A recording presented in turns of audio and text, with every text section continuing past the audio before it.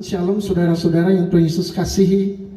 Berjumpa kembali dengan saya dalam khotbah online GPC Anugerah Bermazmur Minggu 14 Maret 2021. Mari kita bersama-sama berdoa, minta hikmat dan anugerah Roh Kudus untuk mengerti seluruh firman Tuhan yang akan kita dengarkan hari ini. Tuhan Yesus, terima kasih untuk berkat-Mu yang luar biasa dalam kehidupan kami sehari-hari.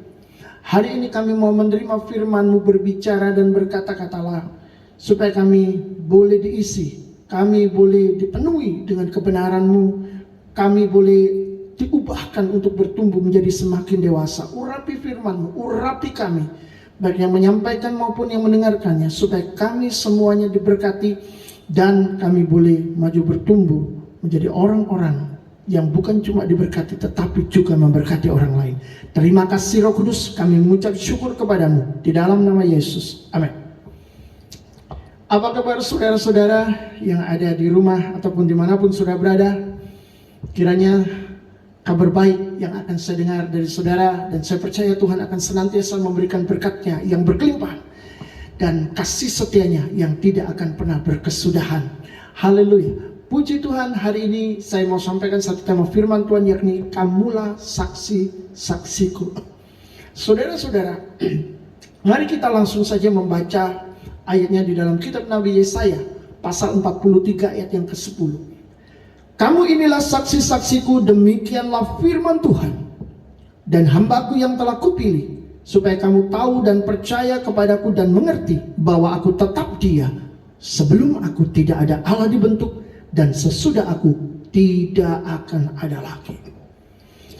Kamulah saksi-saksiku disampaikan kepada banyak orang. Tapi ketika hari ini kita percaya Tuhan sedang berbicara kepada kita, maka bukan kamulah saksi-saksiku, tetapi Tuhan sedang berbicara pribadi kepada saudara. Kamulah saksiku. Saudara-saudara, seorang saksi adalah seorang yang mendengar, melihat dan mengalami sendiri suatu peristiwa. Bukan kata orang, bukan cerita orang, tapi dia sendiri mengalaminya. Maka ketika Tuhan berkata kamulah saksiku, itu sudah termasuk di dalamnya pengenalan akan Dia secara pribadi dan secara benar. Artinya ketika Tuhan berkata kamulah saksiku, dan saudara menerimanya dengan iman, maka itu merupakan sebuah proses perjalanan di mana saudara sudah mengalami, melihat dan mendengar sendiri Tuhan itu. Saudara mengetahui secara pasti siapakah Dia, sehingga saudara siap untuk menjadi saksi Tuhan di muka bumi ini. Karena Tuhan yang saudara saksikan itu adalah Tuhan yang dibutuhkan dan diperlukan oleh dunia, diperlukan oleh siapapun. Dan itu berarti ada satu tugas besar yang Tuhan mau berikan kepada saudara untuk dilakukan, dikerjakan di muka bumi ini. Lebih besar dari apapun. Karena saudara sedang menyaksikan Tuhan kepada dunia yang gelap dan membutuhkan. Pertanyaannya adalah, ketika Tuhan berkata kepada kita, kamu adalah saksiku. Pertanyaannya adalah, siapakah kita sehingga kita dijadikan saksi oleh Tuhan? Saudara, ini adalah sebuah pertanyaan yang paling mendasar, dan saya yakin ini adalah sebuah pertanyaan yang paling ingin diketahui. Karena ini menyangkut identitas pribadi yang sangat penting di dalam kehidupan seseorang atau dalam kehidupan manusia, baik untuk saat ini maupun yang akan datang. Karena masa depan dan kehidupan seseorang itu tidak bisa dilepaskan dari identitas dirinya. Identitas diri itu dapat menguatkan sekaligus juga dapat melemahkan perjalanan manusia di depan sana. Ada orang-orang yang kurang beruntung karena dia tidak tahu asal usul kehidupannya. Dia tidak memiliki identitas yang pasti. Sebab dulu waktu masih bayi, kedua orang tuanya meletakkannya di depan pintu rumah orang lain yang tidak dikenal. Dan ketika ayah dan papa angkatnya menjadikan dia seorang anak angkat, membesarkannya dengan kasih, tetap tidak mengetahui siapa kedua orang tua bayi ini. Itu sebabnya ketika dia besar, dia selalu bertanya, siapa orang tuaku sebenarnya? Siapakah aku? Di mana asal usulku sebenarnya? Dia tidak tahu. Saudara-saudara, itu sangat menyedihkan. Tetapi ada juga orang yang lahir dari keluarga yang memiliki sejarah yang sangat membanggakan. Sehingga saudara-saudara, di dalam kehidupannya dia juga akan terpacu untuk menjadi orang yang lebih baik. Karena nama besar daripada kedua orang tuanya akan membuat dia terus berpikir, aku adalah keluarga yang baik. Aku berasal dari keluarga yang luar biasa. Maka dia akan berjalan dan mengikuti riwayat daripada kedua orang tuanya untuk menjadi orang luar biasa juga. Daniel Maldini dalam usia 18 tahun sudah menunjukkan bakatnya sebagai pesepak bola dengan menjalani debut atau penampilan pertamanya di tim senior AC Milan. Luar biasa. Tapi ternyata orang tuanya, Paolo Maldini, adalah seorang pesepak bola profesional Italia yang sangat disegani. Dia ada di tim nasional dan telah memenangkan 25 piala bersama Milan. Dia menjadi legenda AC Milan. Itu sebabnya saudara-saudara, sang ayah juga turut membentuk identitas diri putranya, Daniel Maldini, untuk menjadi pesepak bola yang handal di usia yang sangat masih muda. Figur sang ayah menguatkan perjalanan karirnya di bidang persepak bola. Saudara-saudara, pertanyaannya sekarang adalah, siapakah kita? Mungkin ada orang yang berkata, saya berasal dari keluarga yang sangat terkenal, keluarga yang terkaya, terhebat, ternama, terpintar.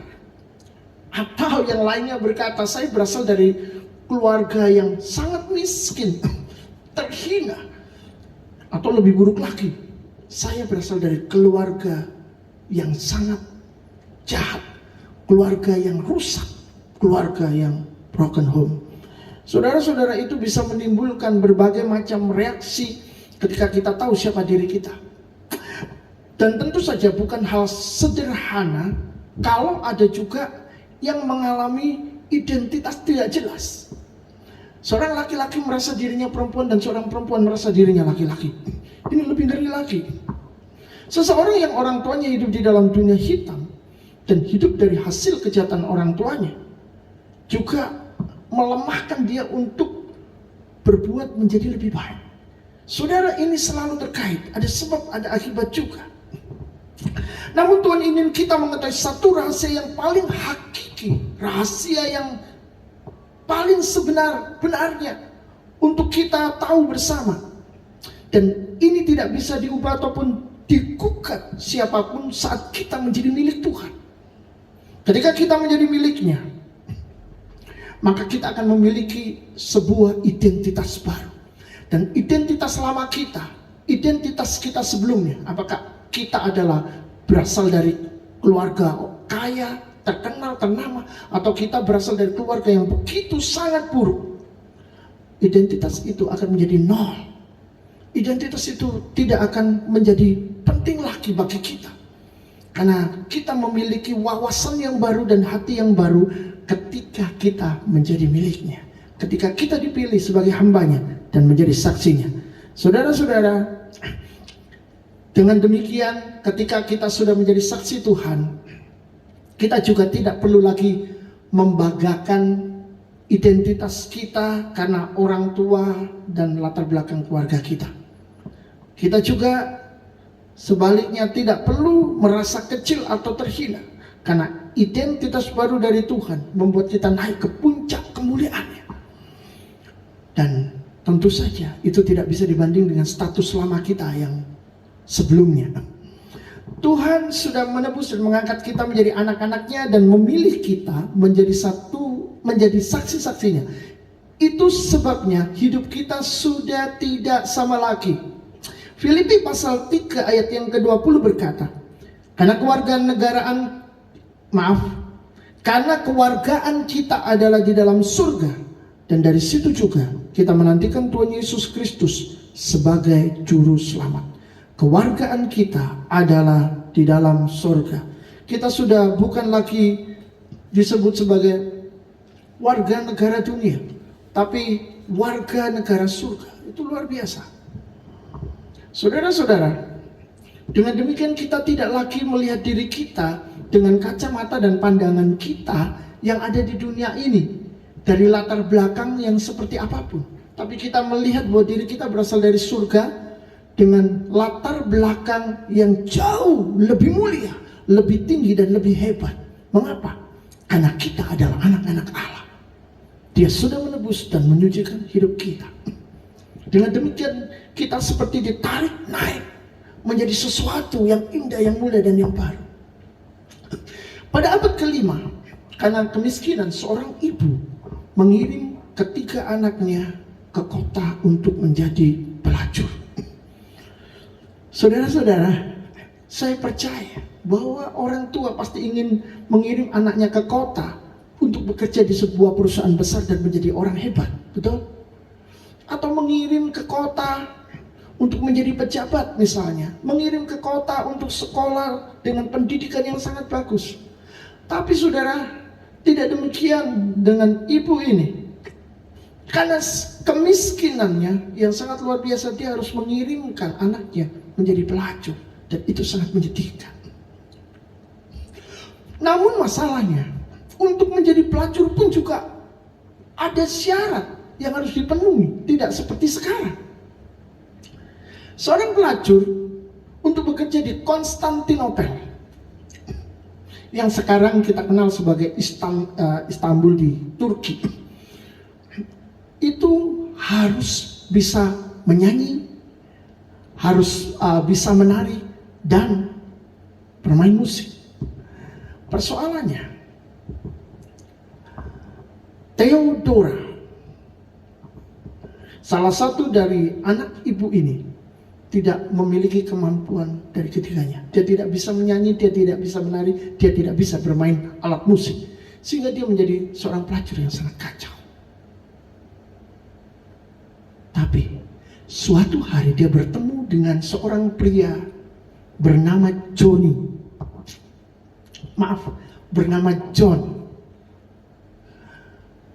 Dan ternyata John ini adalah seorang kaisar yang sedang menyamar. Lalu dia dilamar dan menjadi permaisuri. Wow, keren. Saudara-saudara yang dikasihi Tuhan, ketika menjadi permaisuri, dia menjadi seorang yang sangat tegas menindak pelaku pemerkosaan. Dan juga dia menetapkan kepemilikan properti untuk perempuan di Konstantinopel. Hidupnya sudah berubah, identitasnya sudah berubah. Pelacur menjadi permaisuri. Ini sangat jarang saudara kita dengar, tapi hari ini kita dengar karena ini adalah sejarah.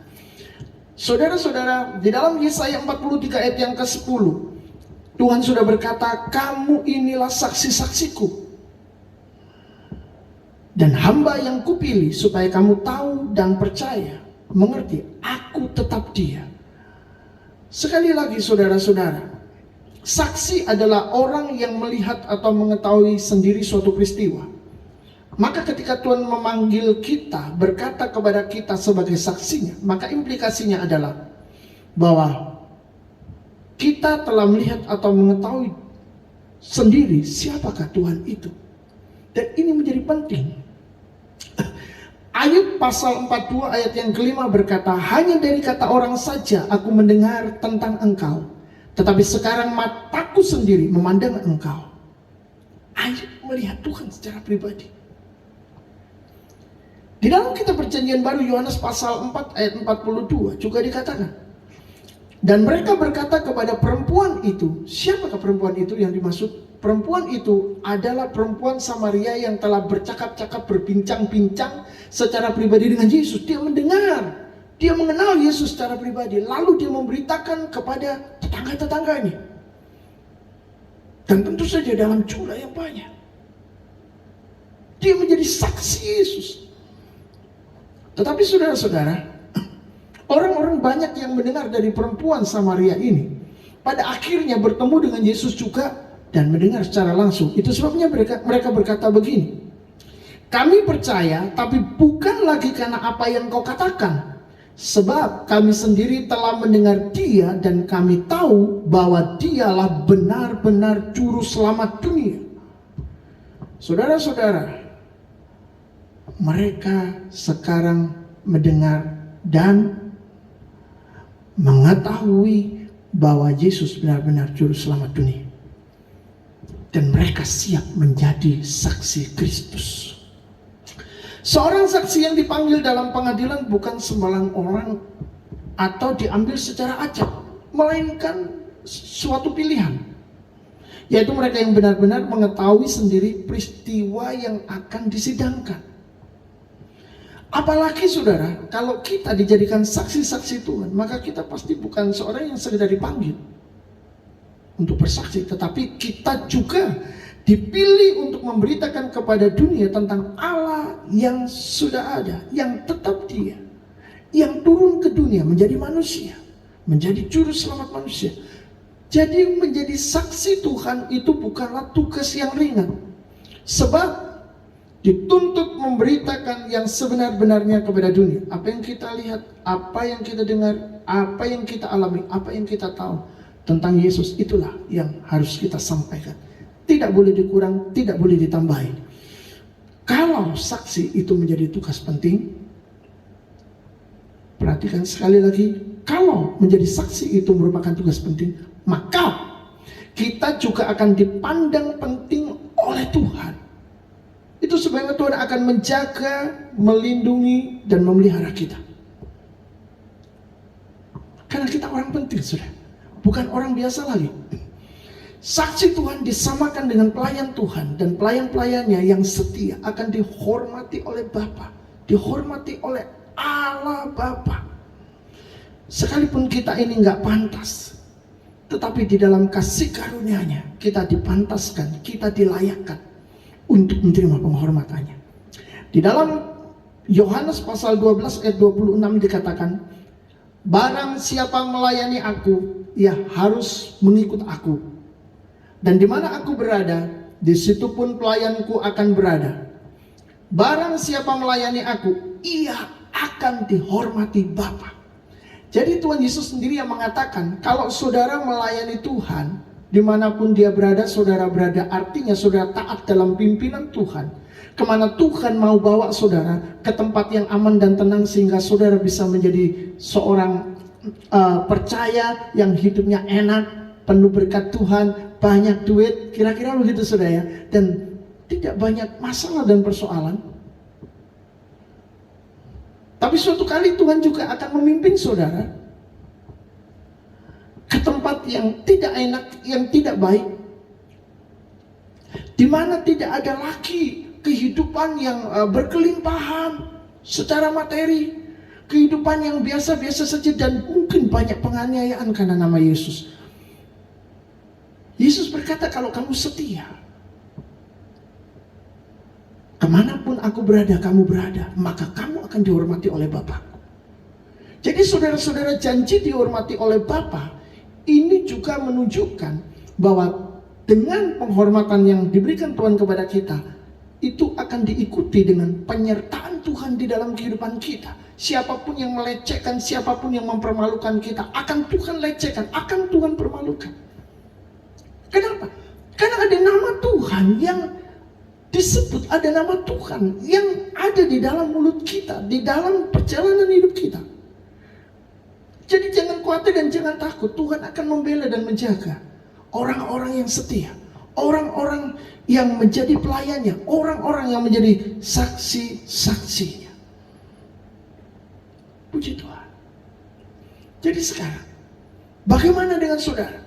Apakah saudara akan menjadi saksi-saksinya yang setia? Atau menjadi saksi-saksi yang membelot dan mengingkari imannya, mengingkari kesaksiannya sendiri?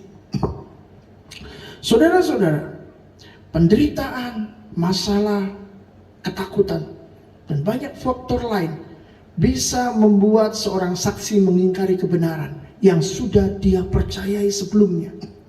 Tadinya saat pertama menerima Yesus, dia mengalami banyak mujizat, dia mengalami banyak pertolongan, dia mulai mengerti siapa Tuhan itu sesungguhnya. Dia mulai melihat, aku dulu tidak percaya Tuhan itu ada, sekarang aku percaya Tuhan itu nyata. Namun ketika dia mengalami penderitaan, masalah, persoalan, ketika doanya tidak dijawab, dia tidak mengalami pertolongan, kesulitan demi kesulitan datang, bisa saja dia membelot dan mengingkari kesaksiannya yang pertama. Yang tadi dia berkata, Yesus itu luar biasa, Yesus itu hebat, Yesus itu baik, Yesus itu mengasihi saya. Tapi bisa saja setelah itu dia tidak lagi mengasihi Yesus. Dia tidak lagi berkata kepada orang lain bahwa Yesus adalah seperti yang dia percayai pertama kali. Saudara, itu mengingkari kesaksian. Dan orang seperti ini kadang-kadang bisa terhempas keluar sangat jauh. Jadi saudara-saudara, hanya pertobatan yang bisa membuat kita kembali di posisi semula sebagai saksi yang benar. Tuhan menyebut kita itu saksi-saksiku. Untuk yang pertama, sebagai penguatan identitas. Kamu saksi-saksiku. Saudara-saudara, penguatan identitas ini menunjukkan yang pertama, bahwa kita berasal dari institusi atau lembaga yang sah, yang asli. Lalu yang palsu dari mana? Dari setan. Orang yang menjadi saksi setan, dia tidak akan pernah menjadi saksi Tuhan. Yang kedua, saksi-saksiku ini juga bisa menunjukkan bahwa orang itu adalah seorang utusan Tuhan, diutus oleh Tuhan karena saksinya Tuhan. Yang ketiga, dia menjadi pembawa berita yang dilindungi oleh hukum ilahi. Jadi ketika seorang menjadi saksi Tuhan, maka yang akan mengikutinya adalah hukum ilahi, di mana ada penyertaan Tuhan, ada pembelaan Tuhan, ada penjagaan Tuhan. Termasuk di dalamnya, dia juga akan diizinkan mengalami penderitaan-penderitaan di dalam ukuran Tuhan. Dan Tuhan memberikan juga kekuatannya tentunya. Saudara-saudara, saksi-saksi Tuhan adalah orang-orang yang sangat spesial di mata Tuhan. Yang kedua, ketika Tuhan menyebut kita saksi-saksiku, maka itu untuk menyatakan bahwa Ia telah memilih kita menjadi anaknya dan memberikan pengenalan akan Dia secara pribadi. Tidak mungkin Tuhan Tuhan menyebut kita saksi-saksinya Sebelum dia memperkenalkan diri kepada kita, sebelum kita mengenal dia secara pribadi, sebelum kita tahu secara persis seperti apa Tuhan. Saudara-saudara, kita mengenal Tuhan ketika kita belajar firman-Nya. Jadi mengenal Tuhan harus sejauh apa yang dinyatakan oleh Alkitab. Harus final, tidak tertukar. Sehingga saudara-saudara kita tidak menjadi orang yang terombang-ambing oleh pengenalan akan Allah. Bingung Tuhan itu seperti apa, bagaimana. Saatnya untuk belajar. Alkitab berkata bahwa ada Yesus yang lain. Ini mengerikan. Kita berpikir kita sudah percaya Yesus, tetapi ternyata Alkitab berkata bahwa ada ajaran yang salah yang menyatakan Yesus yang lain. Ketika saudara berbicara tentang Yesus, maka saya mau katakan bahwa saksi-saksi Yehova atau saksi Yehova yang dulu kita kenal suka datang ke rumah orang-orang percaya, menunjukkan majalah Sedarlah dan Menara Pengawal, lalu mulai berkata menginjili kita. Saudara, mereka juga percaya Yesus, tetapi Yesus yang mereka sampaikan, Yesus yang mereka imani adalah Yesus yang berbeda dengan Yesus yang kita percayai. Karena kita mempercayai Yesus yang ada di dalam Alkitab, yaitu Yesus yang adalah Allah yang kekal, yang telah turun ke dunia menjadi manusia. Sedangkan saksi-saksi Yehova atau SSY mempercayai Yesus sebagai ciptaan Allah dan lebih rendah dari Allah Bapa. Itu sebabnya sangat berbeda. Maka kalau Tuhan berkata kamu adalah saksi-saksiku, maka kita bukan saksi-saksi yang keliru, tapi kita adalah saksi-saksi yang benar, yang menyampaikan siapakah Allah itu yang sesungguhnya kepada dunia. Puji Tuhan. Ketika kita menjadi saksi-saksinya, ada satu pertanyaan ketika membaca Alkitab. Ada keraguan-keraguan, kesulitan-kesulitan orang untuk mengenal Allah. Dulu waktu saya percaya Yesus, saya percaya begitu saja dan menerima dia sebagai Tuhan dan Juru Selamat saya. Saya mengakui dia sebagai Allah, sebagai Tuhan sendiri. Tetapi saudara-saudara, di zaman ini saudara mengetahui bahwa ada banyak orang selalu mengkaitkan itu dengan akademis, dengan dengan belajar dan segala sesuatu, dengan penyelidikan. Lalu mulai keluarlah hal-hal yang membingungkan. Seperti apakah kaitan Allah Israel dengan Yesus? Apakah Yesus adalah Allah yang sama atau dia hanya utusan saja seperti nabi dan rasul? Nah, pertanyaan itu bisa saja keluar kepada siapa saja, kepada saudara yang sudah Kristen, kepada saudara yang sudah percaya Yesus. Itu bisa keluar. Karena dulu saya pernah berpikir hal yang sama. Kalau Yesus bukan Tuhan, saya tidak akan selamat. Percuma saya percaya. Saudara-saudara, apa dasarnya kita harus percaya bahwa Yesus berasal dari diri Allah sendiri? Itu satu pertanyaan yang mendasar.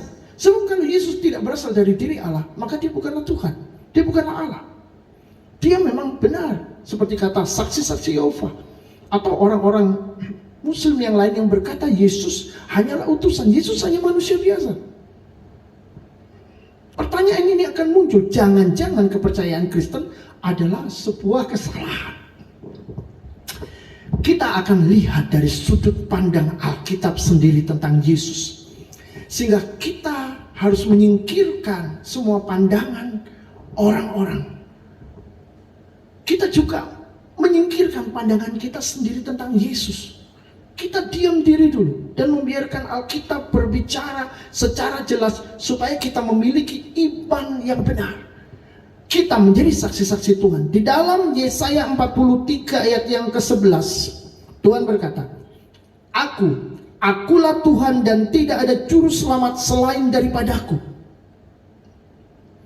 Saudara, Tuhan berkata, Akulah Tuhan, tidak ada juru selamat lain daripadaku. Itu berarti dia mengatakan bahwa juru selamat itu cuma satu, yaitu dia. Tidak ada yang lain. Tapi ketika kita membaca Matius pasal 1 ayat 21, Tuhan berbicara kepada Yusuf melalui malaikat. Tuhan sendiri yang berkata. Dia berkata begini, Ia akan melahirkan anak laki-laki dan engkau akan menamakan dia Yesus, karena dialah yang akan menyelamatkan umatnya dari dosa mereka. Jadi saudara-saudara, Tuhan atau Allah mengatakan sendiri kepada Yusuf bahwa anak yang lahir dari kandungan Maria itu adalah seorang juru selamat. Tadinya dia berkata juru selamat cuma satu, juru selamat cuma dia saja. Dan sekarang ketika Tuhan berkata Yesus adalah juru selamat, maka Allah sendiri sedang memberitahu kita bahwa Yesus adalah Allah. Yesus adalah dia. Mari kita lanjutkan di dalam Yesaya 43 ayat 12. Akulah yang memberitahukan, menyelamatkan dan mengabarkan, dan bukannya Allah asing yang ada di antaramu. Kamulah saksi-saksiku, demikianlah firman Tuhan, dan akulah Allah.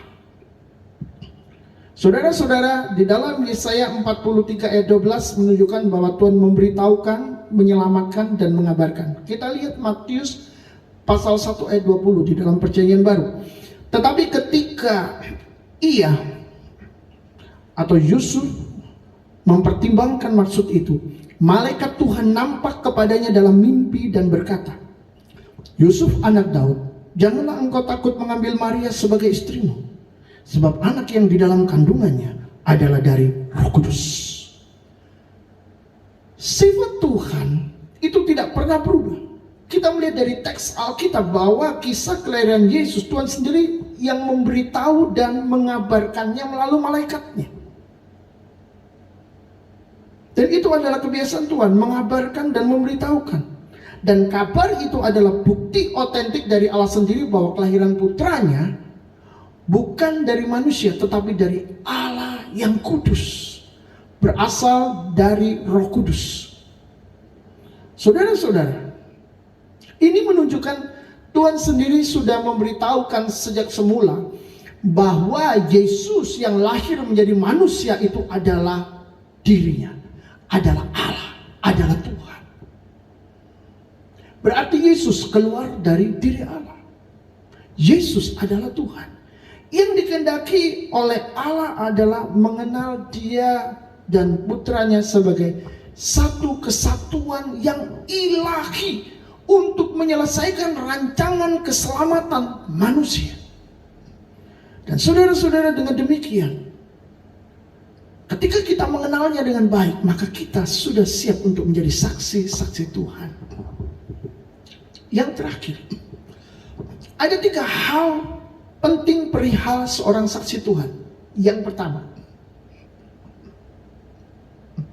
seorang saksi Tuhan adalah seorang yang mengenal pribadinya. Karena jika tidak, pastilah dia adalah saksi abal-abal. Jadi saudara-saudara, mulailah mengenal dia dengan cara yang benar. Belajarlah mengenal Tuhan dengan tekun membaca firman Tuhan, dengan tekun mendengarkan firman Tuhan dari gereja lokal saudara, atau sekarang juga banyak di YouTube dan lain sebagainya. Saudara-saudara, belajar mengenal Allah sesuai kitab suci akan menyeleksi seseorang itu sebagai saksi asli atau abal-abal. Karena saudara, ketika kita membaca firman Tuhan, pikiran kita, keyakinan kita akan diadu dengan kesaksian Alkitab itu sendiri. Dan ketika Tuhan menyatakan dirinya melalui firman-Nya, kadang kita berpikir, itu tidak mungkin, itu tidak bisa. Tidak ada yang mustahil bagi Tuhan. Kita berpikir, ya belum tentu. Mungkin saja ada sesuatu yang Tuhan tidak bisa lakukan, yang kurang. Saudara-saudara, di sana kita ditantang untuk mempercayai dan mengimani Dia secara apa adanya. Dan ketika saudara berjalan dengan iman, saudara mendapati bahwa firman-Nya adalah benar, bahwa Tuhan memang seperti itu. Seperti itulah Tuhan. Di sanalah saudara akan menjadi saksi Tuhan. Karena saudara mendengar, melihat, dan mengalami secara pribadi. Saudara mengenal Tuhan dengan baik.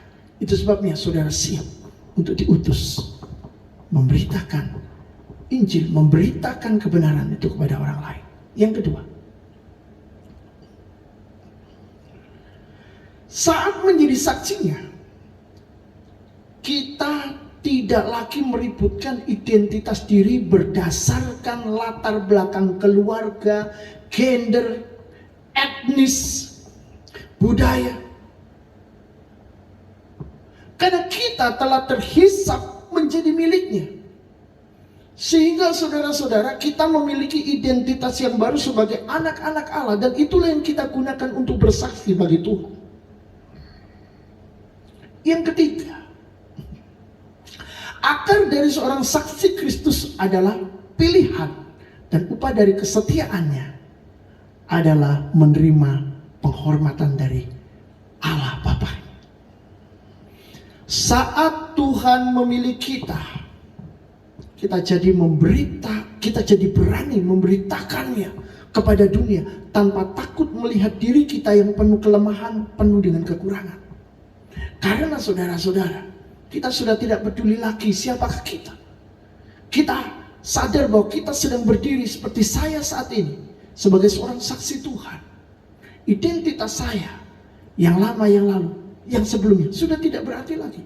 Karena saya memiliki identitas baru. Sebagai seorang yang dipilih sebagai hambanya. Kupilih engkau sebagai hambaku, kata Alkitab tadi. Dan untuk apa? Supaya kamu mengerti. Supaya kamu tahu, percaya dan mengerti bahwa aku tetap Dia. Saudara-saudara, dengan kita mengenal Yesus secara pribadi, maka kita akan disebut oleh Tuhan sebagai saksi. Dan saksi Tuhan disertai dilindungi oleh Tuhan. Dia memiliki kehidupan yang berbeda dengan orang lain. Di dalam dia ada hukum ilahi. Dan itu akan membuat saudara terjaga dan terproteksi oleh tangan Tuhan yang berkuasa. Jadi saudara-saudara, sekarang yang paling penting adalah jadilah saksi-saksi Tuhan seperti yang Tuhan kehendaki. Tuhan memberkati dan kiranya saudara bertumbuh di dalam kebenaran firman-Nya.